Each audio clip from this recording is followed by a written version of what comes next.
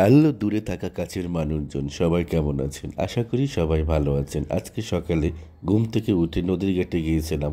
যাবার পরে যেটা দেখতে পেলাম অনেকগুলো তাজা কোরাল মাছ। দেখার পরে মনে হইল না, এখান থেকে তাজা কোরাল মাছ অবশ্যই নিতে হবে। কোরাল মাছ কিনে তারপরে বাড়ির দিকে রওনা হলাম। ও মা, পথে দেখলাম কি আবার টাইডাল মাছ। এই মাছটাকে আপনারা চিনেন কিনা জানি না। হয়তোবা অনেকে চিনেন, অনেকে হয়তোবা চিনেন না। তারপরে কোরাল মাছ এবং ওই যে টাইডাল মাছ এটা নিয়ে বাড়ির উদ্দেশ্যে রওনা হলাম। বাসায় এসে কাটাকাটি শুরু করলাম। আমি তো অবাক হয়ে গেলাম, কিরে বাবা, কোরাল মাছটা তো জ্যাঠাই ছিল, একদম জীবিত লাফাচ্ছিল। বাসায় আনতে আনতে মাছটা মারা গেছে।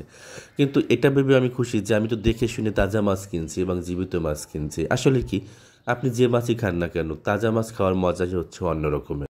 বাসায় এসে কাটাকাটি শুরু করলাম, কিন্তু একটা সমস্যা হচ্ছে, সেটা হচ্ছে এই কোরাল মাছের যে পিঠের উপরে যে কাঁটাটা থাকে, এটা কাটাটা খুবই হচ্ছে কষ্ট, এবং পেটের দিকে অনেক শক্ত কাটা থাকে। এগুলো খুব সাবধানে কাটতে হবে, নাহলে দেখবেন যে আপনার হাত কোথা থেকে কী ঢুকে গেছে টেরি পাবেন না।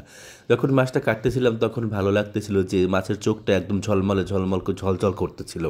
তাজা মাছের চোখ দেখলেই বোঝা যায়। এবং এর যে গালসি বলে যেটাকে আমাদের এদিকে, সেটা হচ্ছে একদম লাল টকটকে। আমার মাছ কাটা শেষ। তারপর আমি কি করলাম, আমার এখন কাটার পালা হচ্ছে টাইডাল মাছ। টাইডাল মাছ দুটো কাটা শেষ। এখন আপনারা দেখেন এই যে তাজা মাছ দেখে কিন্তু মন ভরে যায়, কি সুন্দর। একদম মাছটা দেখে মনে হচ্ছে যেন তাজা, কাঁচা খেয়ে ফেলি। আপনি চাইলে কাঁচাও খেতে পারবেন। তাজা যে মাছটা, সেই তাজা মাছটার কিন্তু একটা অন্যরকমের একটা ভাইব আছে। যেরকমের মাছটা দেখেন কীরকম চকচক চকচক করতেছে এবং লালচা একটা ভাব আছে। যাক, আমার মাছরা কোটাকাটি সব কিছু শেষ, ধোয়াও শেষ। আমি একদম রেডি হয়ে গেছি রান্না করার জন্য। এখন আমি মাছ রান্না করব। অবশ্য কোরাল মাছটা রান্না করব না।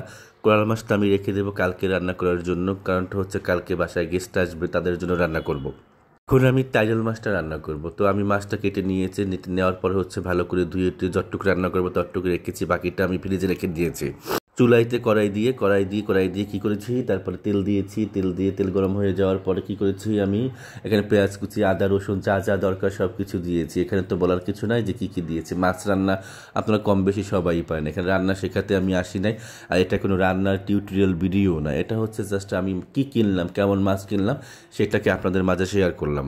তো এখানে যত দূর মশলা দরকার, যত প্রকার মশলা দরকার সবগুলো আমি দিয়েছি মাছের জন্য। যেমন হচ্ছে আদা রসুন পেঁয়াজ হলুদ মরিচ জিরা ধনিয়া, এগুলো দিয়েছি। দেওয়ার পর যখন কষানো হয়ে গেছে লবণ টবণ দিয়ে, তারপরে আমি এটাকে কী করলাম, কষানো মশলার ভিতরে মাছগুলো দিয়ে সুন্দর করে একটু নেড়ে চেড়ে তারপরে ঢেকে দিলাম। কারণ মাছটা তো আমি ভাজিনি, যেহেতু আমি মাছটা ভেজে নেইনি, এর জন্য যেন মশলাটা এর ভিতরে ঢুকে, সেজন্য আমি মশলার ভিতরে মাছটাকে দিয়ে ঢেকে নিয়ে ভালো করে মশলাটা মাখালাম। তারপরে হচ্ছে যখন মনে হচ্ছে যে ঠিক আছে আমার মশলাটা মাছের ভিতরে ঢুকে গেছে, তখন আমি পানি দিয়ে দিয়েছি। এখন আমি রান্না করব ডেকে। যত ভালোভাবে রান্না দরকার এখান থেকে করে নিতে হবে। সিদ্ধটা কিন্তু এখনই হবে। যখন দেখবেন সিদ্ধ হয়ে গেছে তখন তুলে ফেলবেন। ভাই, এতক্ষণ ধরে ভিডিওটা দেখলেন, তাহলে আপনার ধৈর্য আছে, প্লিজ একটি কমেন্ট লাইক শেয়ার করুন।